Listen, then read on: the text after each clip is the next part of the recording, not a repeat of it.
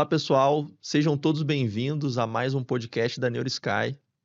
Eu sou Vitor Procassi, sou um dos professores da NeuroSky e trouxe um convidado especial para a gente hoje para conversar um pouco sobre um tema muito atual e cada vez mais presente no dia a dia do neurologista e do médico, que é a inteligência artificial. E para falar sobre esse tema, eu trouxe o professor João Breiner, que é professor adjunto de Informática Médica e Neurologia da Universidade Federal de São Paulo e Clinical Trialist do Einstein Hospital Israelita. Breiner, bem-vindo. Obrigado pela presença aí. Obrigado, Vitor. É uma grande oportunidade, um grande prazer, na verdade, de ter essa oportunidade de conversar um pouquinho sobre esse tema, que, como você mesmo falou, é um tema bastante discutido hoje em medicina, mas eu acho que o meu principal objetivo hoje é tentar tirar um pouco esse conceito hype que existe em torno do conceito da inteligência artificial, para mostrar que hoje é uma ferramenta que está incorporada, né, faz parte da nossa rotina, e que a gente não deve temer, assim como quando os computadores começaram a criar espaço dentro dos escritórios, nas empresas, dentro dos hospitais, por exemplo, mostrar que não há nada de transformação, na verdade, e sim um processo que a gente já está vivenciando e incorporando na nossa rotina todos os dias. Perfeito. Eu acho que para a gente passar por esse tema, nossa, isso dá tema para conversar aqui, acho que dias, mas a gente vai passar por alguns blocos, e para começar, eu queria conversar um pouco sobre esse conceito de IA, né? Quando a gente fala em IA hoje, muita gente, a primeira coisa que vai pensar é no chat GPT. E IA é muito mais do que isso. Então, traz pra gente um panorama geral, Brainer, do que é a IA e de quais ferramentas que ela tem disponíveis hoje. Perfeito. Essa é uma pergunta extremamente interessante, porque quando a gente fala que esse tipo de recurso ele está em cima da nossa mesa, está do lado do nosso paciente, está nos ajudando a tomar uma decisão, seja prescrevendo determinado medicamento ou na hora de interpretar um exame de neuroimagem, por exemplo, a primeira pergunta que alguém que está utilizando essa ferramenta perguntar é o que é que eu estou utilizando, né? Então, da mesma forma como a gente demorou um tempinho para entender o que é o conceito de um sistema operacional tipo Windows, por exemplo, o que é que ele tinha de diferente dos sistemas tradicionais, como o próprio MS-DOS, na época lançado pela Microsoft, o que é que tinha de diferente, quais eram os recursos extras, o que é que poderia fazer com esses sistemas operacionais. Eu acho que o mais interessante da inteligência artificial é saber isso, saber o básico do básico do básico, mas não se ater ao conceito propriamente, e sim ver a forma ou os poderes que esse recurso, que essa ferramenta ou essas ferramentas têm e que a gente pode utilizar na nossa prática, né? Então, como eu falei, o importante não é saber o conceito de um sistema operacional, a forma como ele interage com a RAM, a forma como ele segmenta as informações, que ele fragmenta o disco, papá. Esses conceitos técnicos são muito pouco úteis. O mais interessante é saber que você, com Windows, por exemplo, consegue editar foto, consegue fazer captura de imagem, você consegue gravar a sua tela colocando áudio para mandar, por exemplo, para fazer uma hora de fazer uma aula e encaminhar para um aluno. Eu acho que essa é a parte interessante. Então, inteligência artificial nada mais é, tem um conceito interessante, inclusive, nem falar em inteligência artificial, e sim falar em inteligência computacional, nada mais é do que é uma máquina ou algoritmo que tem a capacidade de se comportar como se fosse um ser humano. E quando eu falo de se comportar como se fosse feito um ser humano, é de fazer pensamentos dentro de uma lógica daquilo que ele já conhece ou permitir que ele aprenda por conta própria, aí entra o conceito do deep learning, que ele aprende por conta própria, para a tomada de algumas decisões.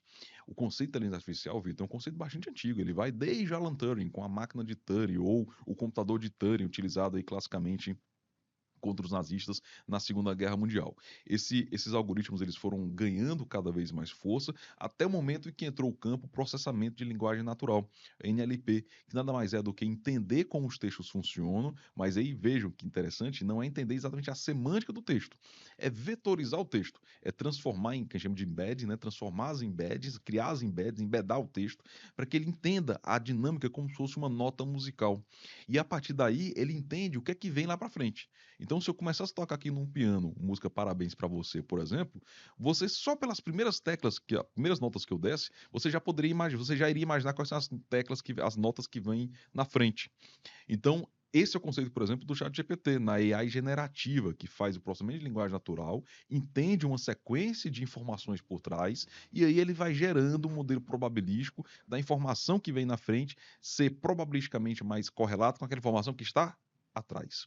Então, isso aí é como você, por exemplo, faria. Então, a capacidade que você tem de forma inteligente, a partir de um conhecimento prévio, você já escutou o parabéns para você antes, você tem na memória o parabéns para você antes, não é uma música inédita, você consegue prever aquilo que vai acontecer, é um core, é o conceito básico da inteligência artificial. A gente aplica tanto em dados, do ponto de vista numérico, a gente aplica em textos, que também vão virar do ponto de vista numérico, e a gente aplica hoje para imagem, que é o conceito das redes convolucionais, que nada mais é do que segmentar as imagens, criar os voxels, que são estruturas meio que tridimensionais, que você consegue entender, segmentar a imagem, para que você consiga saber daquela imagem o padrão de repetição e prever aquilo que pode ser, que pode ter, quando eu peço para criar um gato, por exemplo, ou um cachorro, ou entender quando eu jogo imagem um gato ou um cachorro, por exemplo. Então, é isso. É uma inteligência, a capacidade de elaborar um conteúdo,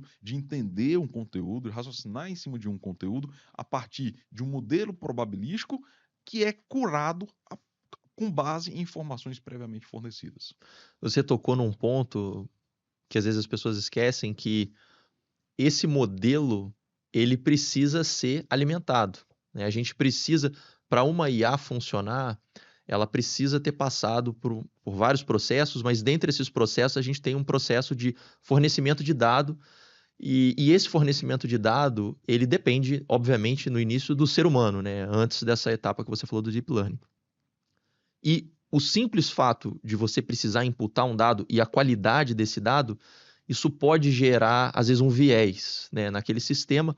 Mas eu vou deixar para a gente comentar isso depois, mas eu queria que isso ficasse para a gente comentar sobre isso, às vezes, do risco que existe quando eu estou dependendo da IA sem supervisionar o que ela está executando. Mas eu achei interessante a definição que você deu e até a referência do Alan Turing, né, como o primeiro computador, mas como um sistema de inteligência que mimetiza um comportamento humano, né? E, Brian, assim, para dar um exemplo prático, quais são hoje, talvez na sua prática, os modelos de IA que você está mais familiarizado e que estão mais disponíveis? Perfeito. Essa é uma pergunta muito boa, Vitor, porque ela também diz a respeito daquilo que eu vou esperar. Como assim? Dependendo do problema que eu tenho para atacar, do problema que eu esteja atacando, né, os engenheiros gostam muito de utilizar essa expressão, eu tenho que ter a munição adequada. Então, se eu chamo você para me ajudar numa guerra contra na Ucrânia versus Rússia, você não vai chegar lá com um estilingue, né? Estilingue é a baladeira lá no Ceará. Você vai dizer, João, aqui não é uma briga de criança, não é uma briga de travesseiro. E você vai precisar de uma munição adequada de acordo com o armamento do tamanho do seu problema. Eu vou precisar de um drone ultrassônico XYZ que não consiga ser interceptado. Blá, blá. Então, o problema é o que vai dizer o tipo de munição que você vai utilizar. Então, hoje, por exemplo, na medicina especificamente, a gente tem três grandes dilemas. Usar dados que já estão estruturados, então exames de laboratório, por exemplo, que são dados estruturados. Usar dados que não estão estruturados, mas que são dados que podem ser estruturados, que são os dados contidos, por exemplo, em prontuários, a partir de texto livre, né? O médico, o profissional de saúde, ele escreve de uma forma livre, né, que é a informação dentro do prontuário do paciente, e que tem muita informação preciosa, eu tenho que saber como extrair essa informação.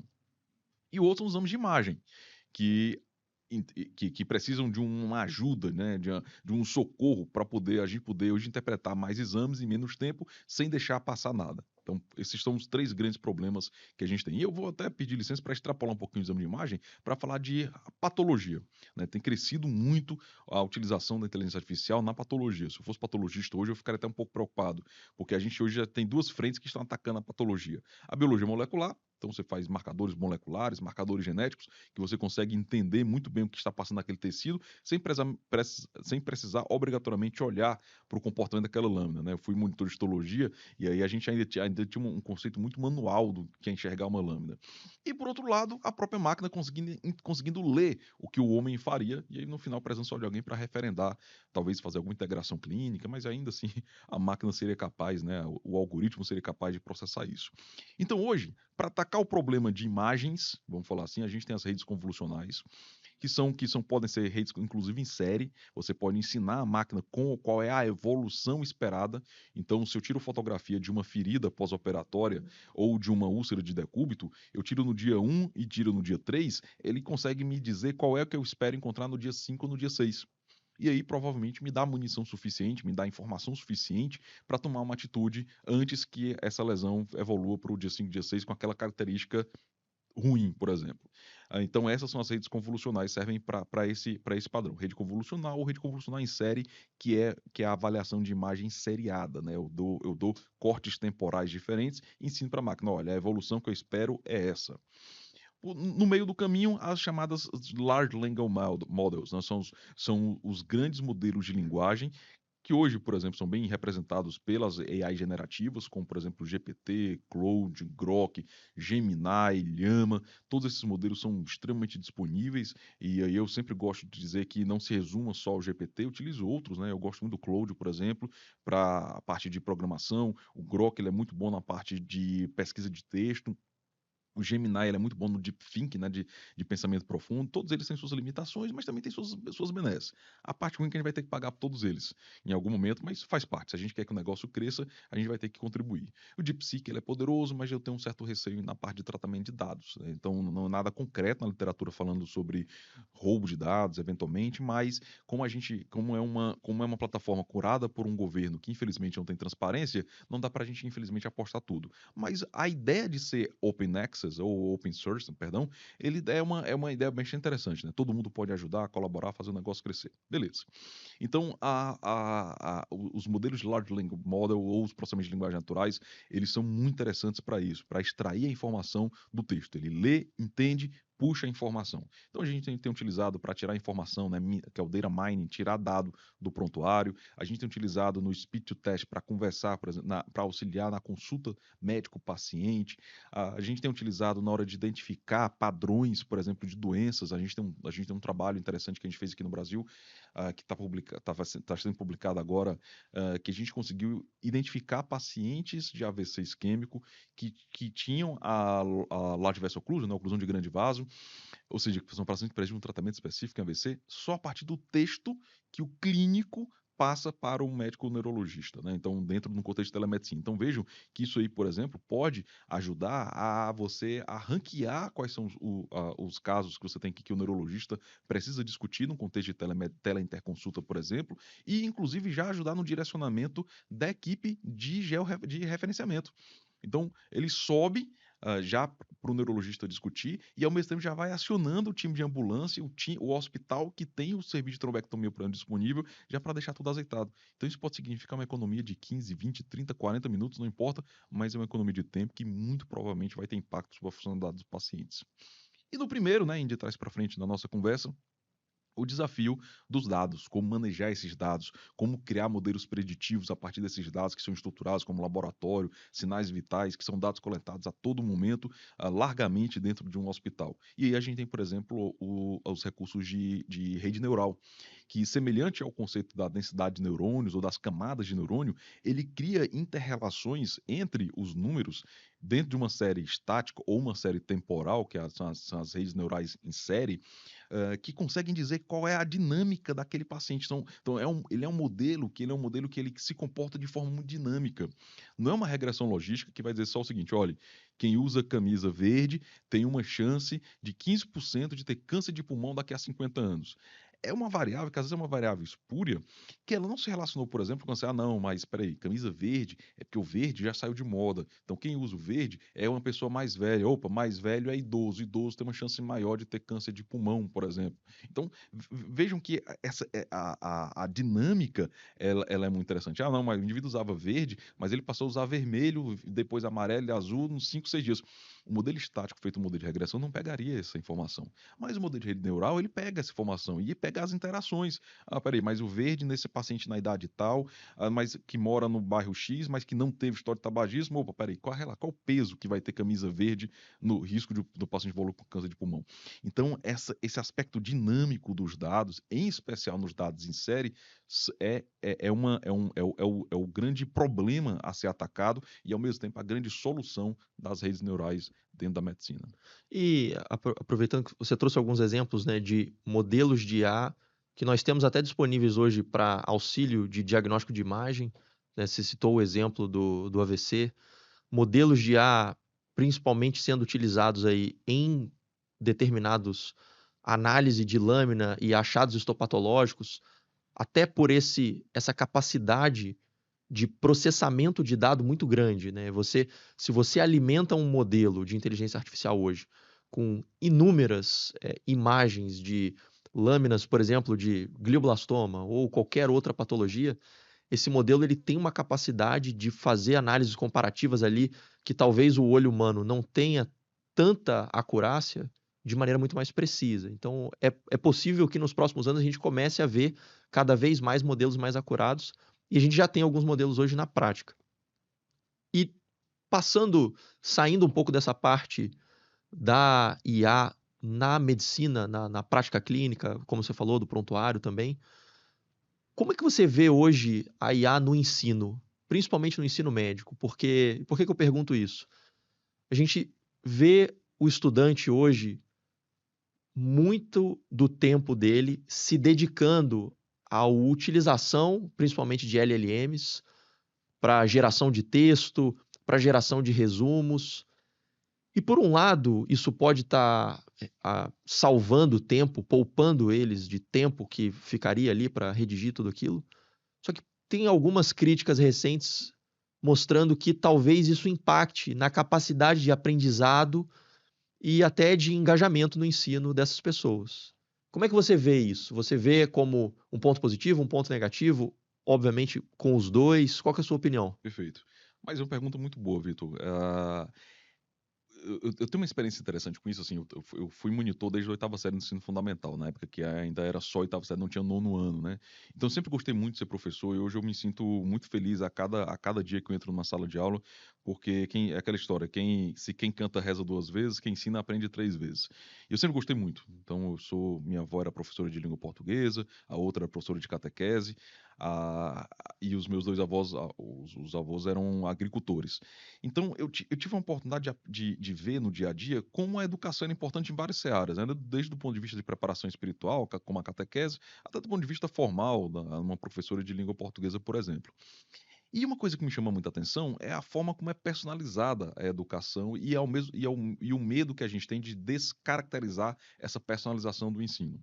Então, quando você fala hoje sobre estratégias digitais, como, por exemplo, as LLMs, como a própria autonomia que você dá para o aluno de aprender por conta própria com o advento das metodologias ativas, como PBL, o TBL, por exemplo, você joga para o aluno a responsabilidade dele de entender qual é o melhor método ou o método mais adequado para ele. E aí, com receio, até mesmo a maturidade, por não saber qual é o melhor método, como ele precisaria ter esse processo de formação, como ele precisaria buscar a informação, ele acaba recorrendo àquilo que é mais fácil. Então, inevitavelmente, ele vai para a LLM e passa a acreditar piamente que a generativa vai dar aquela informação nua e crua para ele. O grande problema é que a capacidade de raciocínio, aquela figura do professor que instiga os alunos, a figura da filosofia, por exemplo, incorporada ao ensino médio para fazer o aluno crítico, reflexivo, ela fica escanteada.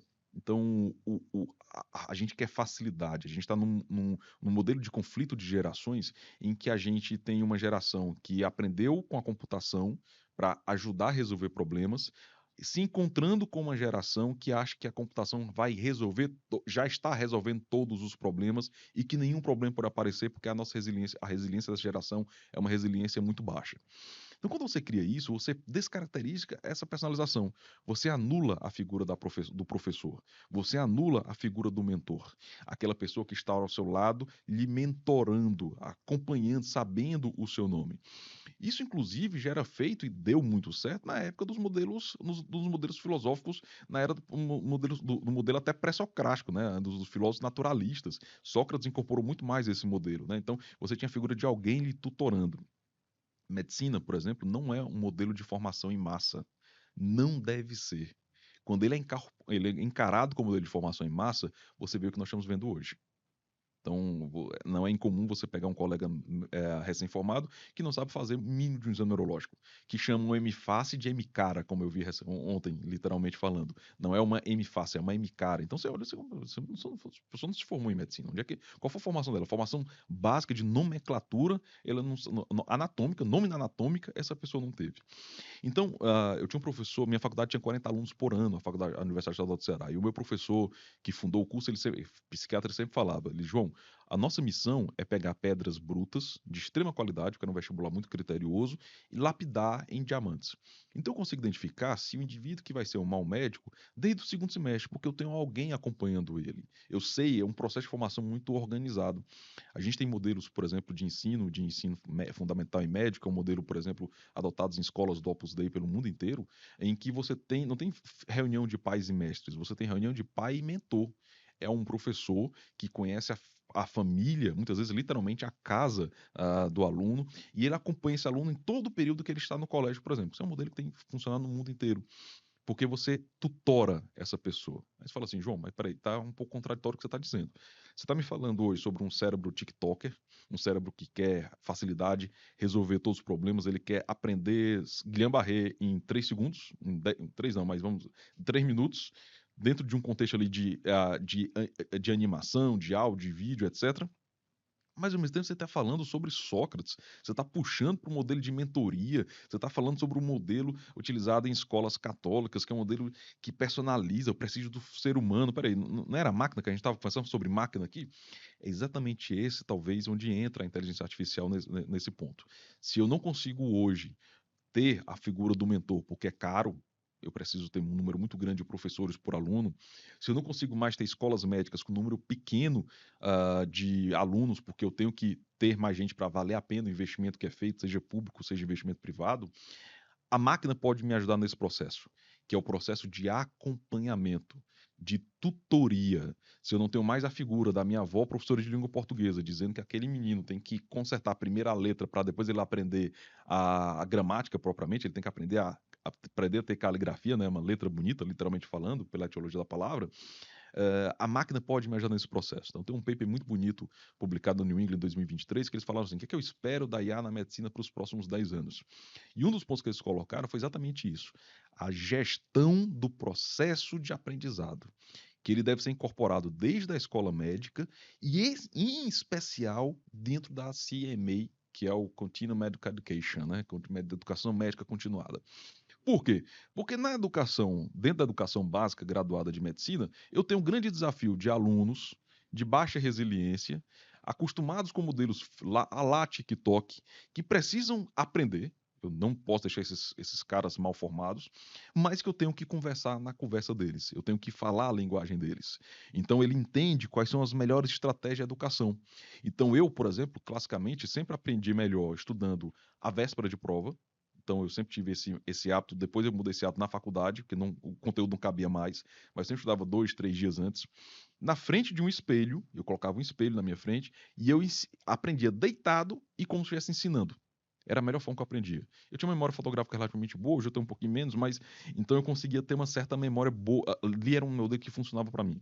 Eu desenhava, riscava, pegava na própria apostila, fazia desenho na própria apostila. Então, para mim, esse era o modelo que funcionava melhor. Só que esse é um modelo que pode não funcionar para você, que não pode funcionar para os seus colegas, etc., para as pessoas que você conhece, com as quais você convive.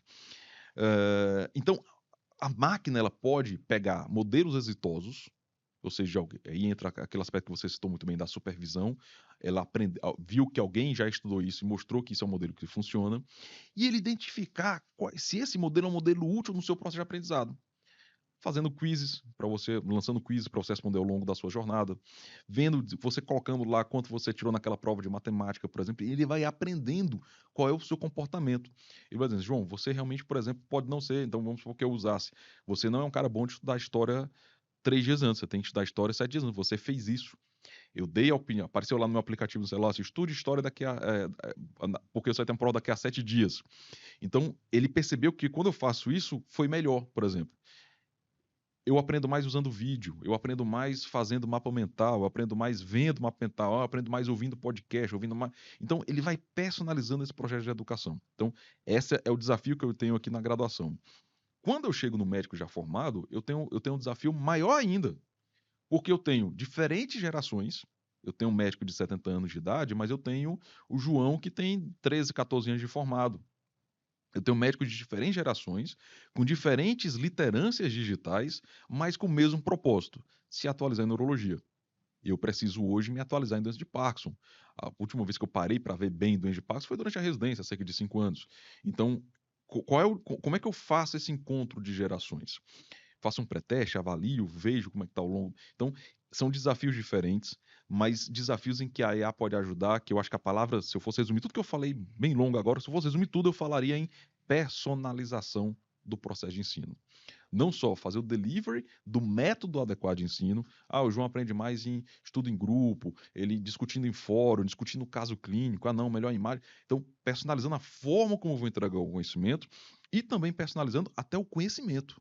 Qual é o melhor conhecimento que o João está prezando agora? Nesse momento da formação dele, o que é que ele precisa mais saber? Será que ele precisa saber um pouquinho de neurossono? Ele não vê tanto na faculdade. Será que eu vou precisar jogar mais esse conteúdo para ele, por exemplo? Então, palavra-chave: personalização do método, personalização do conteúdo a ser entregue.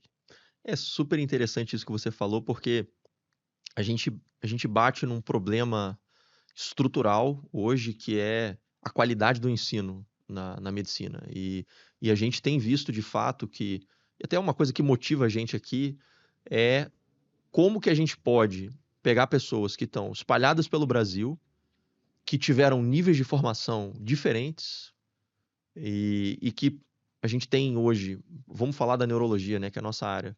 A neurologia é uma especialidade que ela cresceu muito nos últimos anos. O número de tratamentos para doenças degenerativas, doenças vasculares, doenças desmelinizantes, doenças neuroimuno, em geral, não só desmelinizantes, não para de crescer. E o que a gente vê hoje é que o médico que sai formado, ele precisa ter um conhecimento básico de neurologia.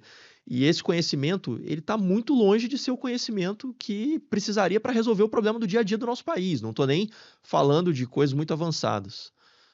E indo além nesse aspecto, mas só para seguir nessa linha que você falou do ensino personalizado, mesmo esse indivíduo passando, muitas das vezes, pela residência de neurologia, na residência ele ainda não está bem formado.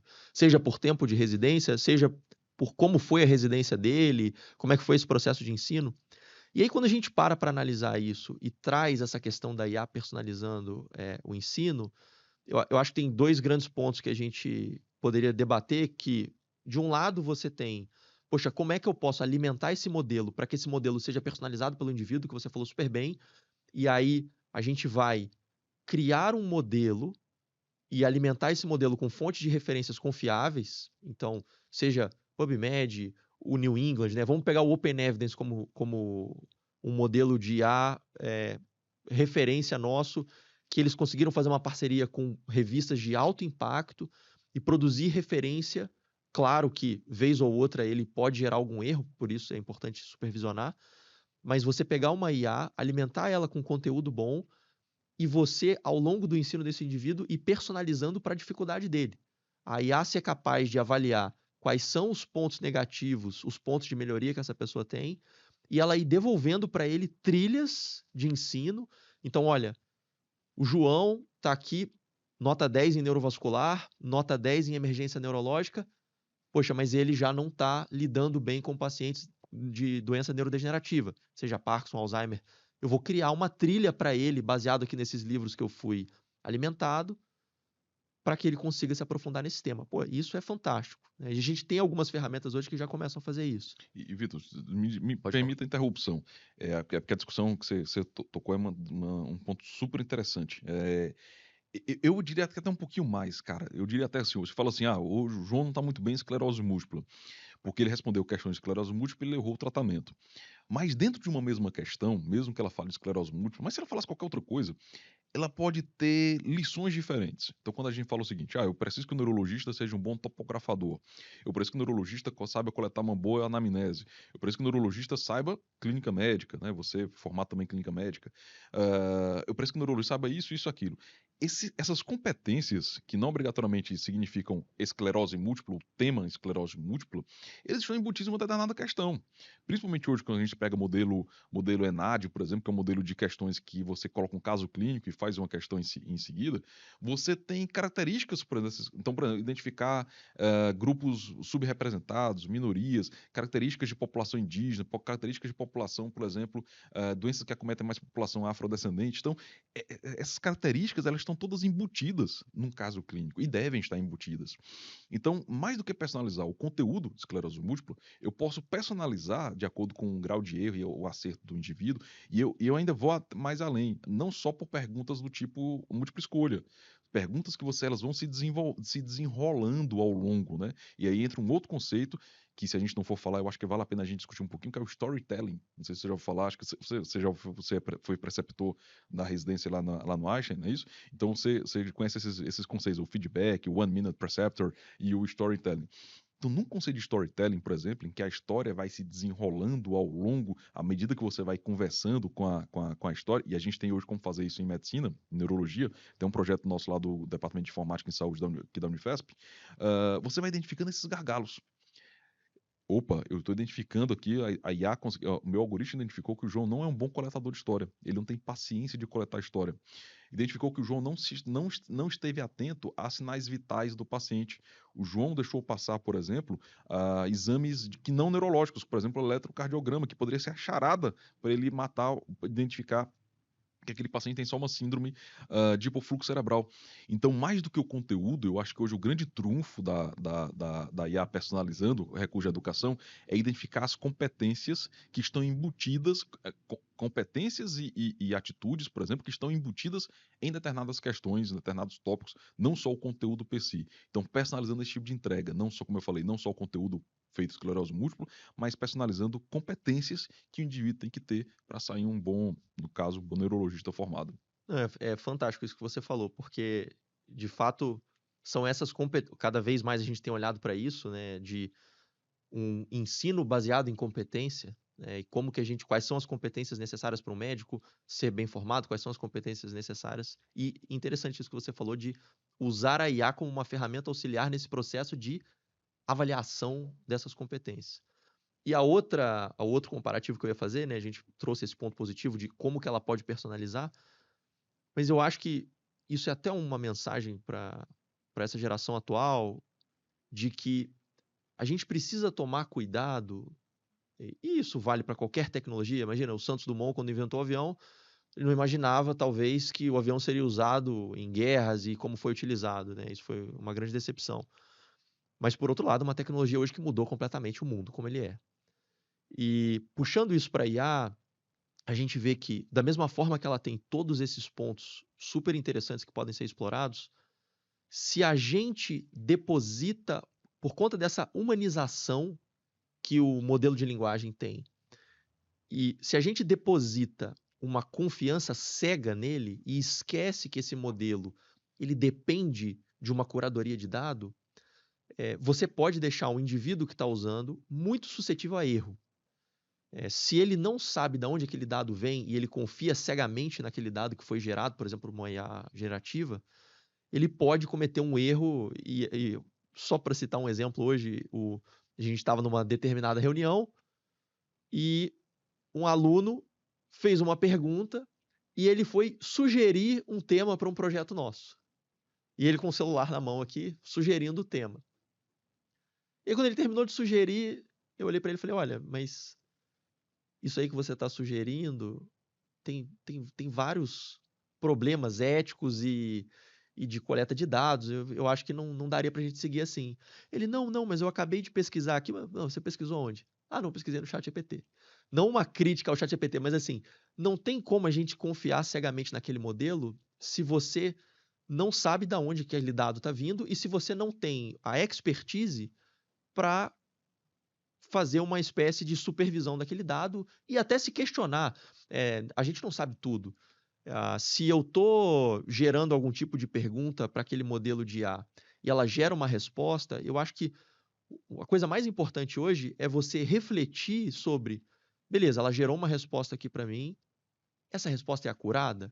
Quais são as fontes que eu tenho para fazer uma dupla checagem dessa resposta antes de eu assumir aquilo como uma verdade? Eu acho que esse seria a única ressalva que eu tenho em termos de geração de IA, uso, perdão, de IA no ensino. E aí a gente volta para o que você falou no começo, que eu sou um adepto e eu acho que não tem como não ser. A figura do mentor, ela é extremamente importante. Nesse mundo que a gente vive hoje, que existe uma necessidade de produção muito grande e a gente não tem mentores suficientes para formar todas as pessoas que precisam ser formadas, talvez o mentor como um facilitador dessa IA usando essa IA como uma ferramenta acessória para que ele consiga formar várias pessoas, talvez seja um modelo aí mais próximo do ideal, né? Vamos dizer assim. Perfeito. Um empoderando o outro. Exatamente. Um empoderando o outro. E aí, Vitor, tem uma preocupação muito grande que às vezes eu fico muito angustiado, que é um modelo que a gente está começando a se acostumar com o superficial e com o errado e com o feio.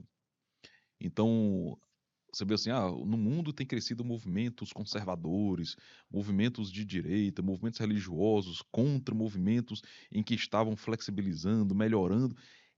Esses movimentos, puxando do ponto de vista antropológico, são movimentos de reorganização de algo que ficou um pouco anárquico, né? Então, vamos a esse termo. A gente aumentou o processo de inclusão, aumentou a participação de mulheres, identificou populações subrepresentadas. Isso é muito bom. Isso é muito bom. É lógico que todo mundo quer isso. A gente quer um mundo que todo mundo que todo mundo vive em paz, vive incluído, todo mundo seja respeitado. A gente quer que isso aconteça. A gente quer um mundo ecologicamente coerente, sustentável. A gente quer isso. A gente não quer desigualdade, a gente não quer pobreza. Eu acho que isso é uma tônica única, né? Assim, o grande problema é que vertentes políticas, por exemplo, começaram a se utilizar dessas informações para criar uma espécie de anarquismo. Começaram a exagerar tanto que virou algo tão entrópico, tão desorganizado, que depois todo mundo parou e falou: peraí, vamos organizar algumas coisas. Então, esses movimentos ditos conservadores foram nesse sentido. Por que eu estou fazendo essa comparação? Porque a gente vai começar a voltar para os livros. João, peraí.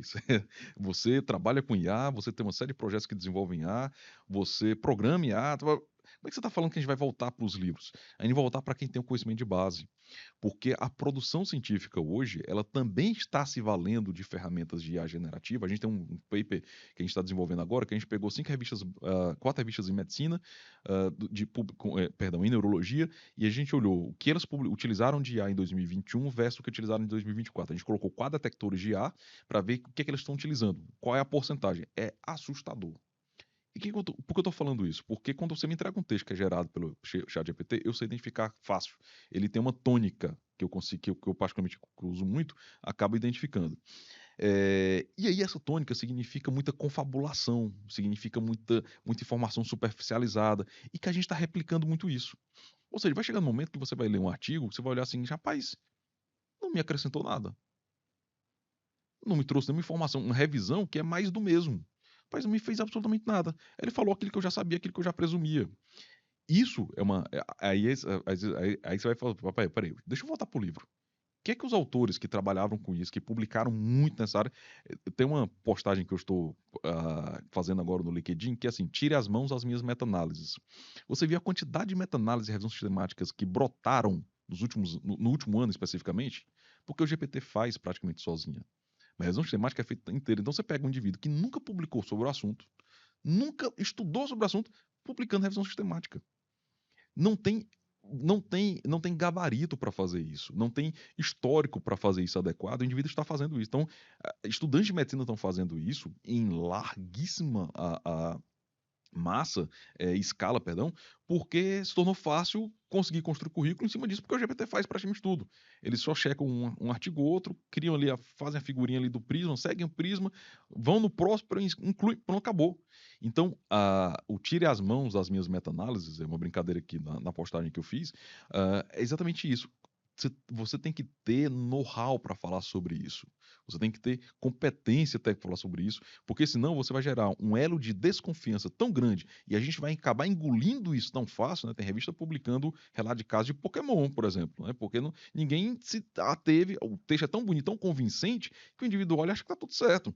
Não teve uma curadoria de um expert, de alguém que tem conhecimento por trás. Então a gente vai ver essa entropia e querer voltar atrás olhando para o livro. E aí é um susto muito grande a gente fazer isso, porque, como eu falei, vai superficializar o conhecimento, não vai incluir, pode passar mentiras para frente, e a gente vai acabar se acostumando com o errado, o superficial e o feio. João, feio onde? Figura gerada pelo GPT. Olha a quantidade de aberrações que a gente tem de figuras geradas pelo GPT. Não, mas é tão bonito, as cores são tão bonitas, os gradientes são bonitos, são agradáveis. Mas aquela pessoa tem 3 olhos. aquela orelha, uma está a 15 centímetros de distância da outra. Então, quando você olha uma figura já pelo GPT, eu falei, pessoal, cadê o conceito do belo, que os gregos sempre falavam tanto? Cadê o. Você vai, na Basílica de São Pedro, você vê um véu formado de mármore, desenhado em mármore. O cara desenhou mármore há 300, 400 anos. No mármore, num véu, você vê com quase uma transparência. Então, rapaz, cadê o conceito do belo?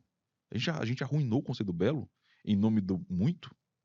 Então, você vê indivíduos fazendo postagens todos os dias de conteúdos que eles nunca seriam capazes de escrever, né? O GPT ele deu voz aos incompetentes, deu voz aos que nunca saberiam escrever. Isso é bom em certo ponto. Se você for gerar uma discussão razoável, sim, se não para replicar mais do mesmo, ou replicar mais, ou repetir o feio, ou transformar o feio no belo, esse jogo eu não quero jogar. Eu acho que você acabou tocando num ponto que eu vou incorporar aqui na nossa pauta, mas vou usar para que seja o nosso último bloco de discussão.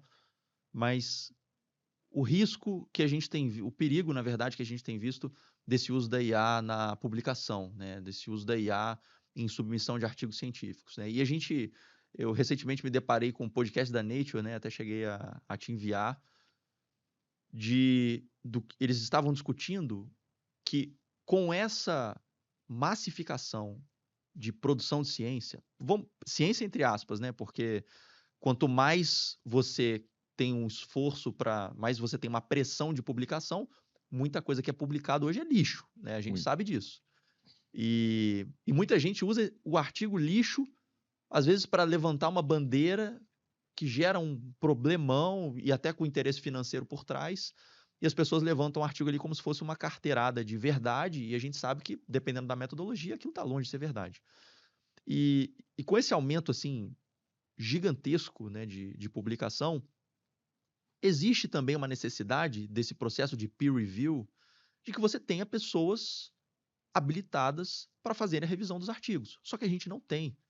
Você já deve ter se deparado com isso, eu já me deparei com isso, de determinados. Você submete um artigo e os editores vão convidando revisores, convidando, e os revisores não estão disponíveis. E aí isso vai sendo passado para frente.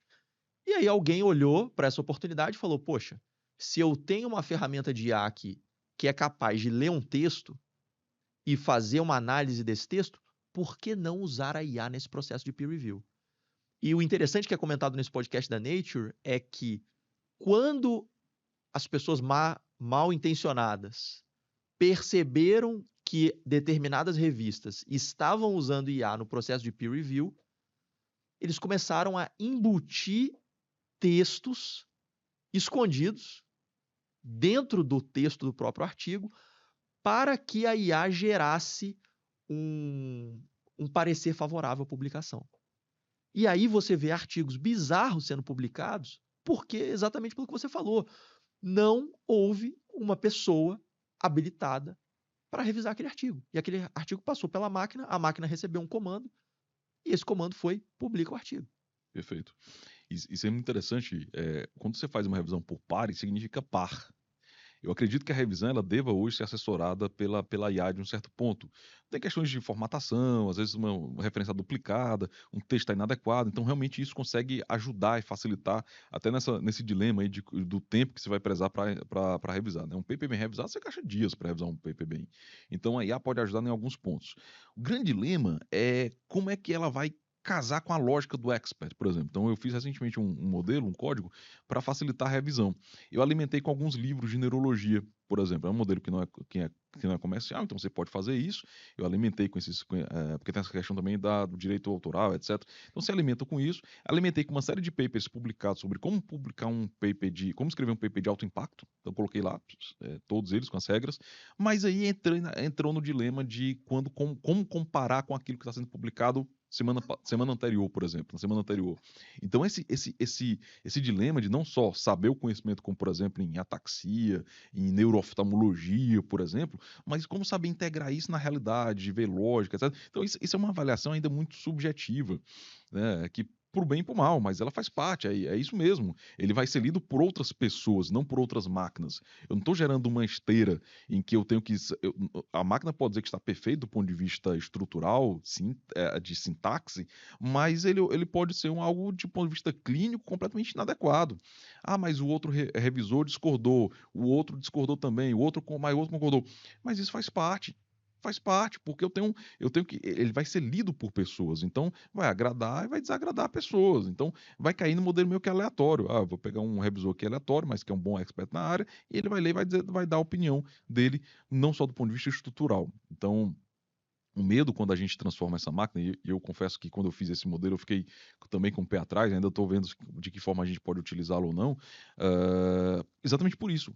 Pô, eu vou tirar aquilo que é mais precioso na revisão, que é o input do especialista, né? Ou será que eu poderia criar um modelo que vai ajudar o especialista a ter uns inputs, os insights, perdão, e aí ele ajudar a fazer a revisão? Não sei ainda, mas está uma caixa fechada. E dessa caixa fechada, Vitor, que eu acho que é importante dizer sobre essas limitações que você citou, né? E eu acho que entra muito na carona do que eu realmente estava falando sobre o feio, o confabulado, o errado, o mentiroso ou o genérico superficial, e entra no conceito do black box. A gente às vezes às vezes a gente vê modelos que são criados por IA, né, por exemplo, de análise de dados, que só porque tem o nome IA a gente acha que é bom. Né? Então, às vezes você pode pegar um modelo de IA e você fez um overfitting tão grande desse modelo, ou então ele teve um data leakage, que é o vazamento do dado quando você faz uma validação externa, por exemplo, ele erra e valida externamente, mas utilizando os dados que você derivou, aquele modelo, tão ruim que eu não consigo identificar. E esse é um grande problema, porque esses modelos eles são black box, eles são caixas fechadas. Quando eu publico um paper falando que eu utilizei uma análise de dados por IA, na imensa maioria das vezes o código não está disponível. Eu não consigo entender quais são as camadas que eles utilizam, porque esses modelos não são modelos transparentes, são modelos que são muito mutáveis. Então, cada modelo de rede neural, por exemplo, é um modelo particular seu, não é um modelo que se repete com o modelo da regressão. A regressão tem uma equação. Eu tenho uma equação, eu faço na mão se eu quiser, né? É difícil, mas eu consigo fazer na mão uma regressão logística, tranquilo. Regressão linear nem se fala, mas faço ainda fazendo na mão. Mas regressão logística eu posso fazer na mão, algoritmozinho neperiano, eu faço ali, é um modelo logarítmico, é fácil de fazer. Mas esses outros modelos não, eles são black box. Então esse é o grande problema. Será que eu vou confiar hoje a dizer que o medicamento X é melhor que o medicamento B baseado em um modelo como esse, que é black box? Certo. E eu acho que, para encerrar, a gente tocou em vários pontos, mas eu fico com a sensação de que a gente poderia revisar todos esses pontos e ainda levantar mais questões. De tudo isso que a gente conversou, qual que seria uma mensagem sua para as pessoas que, não só para as pessoas que assistem a gente, mas para essa geração de médicos que estão se formando, de residentes, qual que seria a sua mensagem para eles em se tratando de como utilizar a IA e como incorporar a IA na prática dessas pessoas hoje e quais são as dicas aí para o dia a dia do o que você deve fazer e o que você não deve fazer. Perfeito. Primeiro, deixe de preguiça. Deixem de preguiça. Não tem conversinha. O médico bom é o médico estudioso. Estudioso que leva todo o conhecimento técnico dele dentro de uma roupagem humana, empática e competente, que quer resolver a vida do doente e da família dele, ajudar a resolver a vida dele, do doente e da família. Ponto. Também não adianta dar abraço e é incompetente. Também não adianta ser competente no livro se você é um cavalo na hora de se comunicar, na hora de se preocupar com o seu paciente. Ponto. E isso você só consegue estudando muito. Não adianta querer resumir a sua vida pelo chat GPT. A vida ela é muito mais difícil do que o GPT consegue resumir para a gente. Os algoritmos, no entanto, eles são úteis em modelos preditivos. Aquilo que você não conseguiria fazer na mão, aquele dado, aquela informação que você não conseguiria ter em muito pouco tempo, ela lhe ajuda. Então, ela é um suporte. Hoje, a minha principal linha de pesquisa é plataformas de suporte à decisão. Eu ajudo ao médico que não tem toda a expertise que eu gostaria que ele tivesse, a pegar aquela informação, oferecer para ele, e aí ele toma a decisão em cima de um conhecimento prévio, background prévio. Eu não considero o médico uma página em branco, eu considero uma página quase toda preenchida, que eu vou dar apenas um insight, ajudar a trazer uma informação que ele não conseguiria ter. Mas não pode ter preguiça de estudar, aprender muito, parar de confiar. Ah, não, eu vou dar o plantão, porque se eu não souber nada, eu boto o GPT me dá uma resposta. Não faça isso. É melhor ficar em casa. Na verdade, é melhor não. Não é que seja melhor. Você deve ficar em casa para não fazer mal a ninguém. Ninguém tem o direito de fazer isso na nossa profissão, né? Apesar de ser muito, infelizmente, ser muito fácil fazer isso. Em relação ao processo de aprendizado, utilize modelos idealmente que sejam personalizados, né? Que ajudem na personalização do ensino, né? Então, se você não encontrou ainda como você tem que estudar, não sabe ainda como tem que estudar, esses modelos podem lhe ajudar a identificar isso. Qual é o melhor caminho para você aprender de uma forma melhor e mais competente. Mas nunca, nunca, nunca se esqueça de uma frase que eu não sei quem é o autor, mas que eu gosto muito, só existem dois caminhos na vida, o difícil e o errado. João, muito obrigado aí pela sua participação. Foi excelente conversar contigo, porque você tem muita experiência em IA e esses insights são muito bons, tanto para mim, mas para todas as pessoas que escutam a gente. Eu agradeço aí a participação de todos e a gente se encontra aí no nosso próximo tema, no nosso próximo podcast em breve. Obrigado.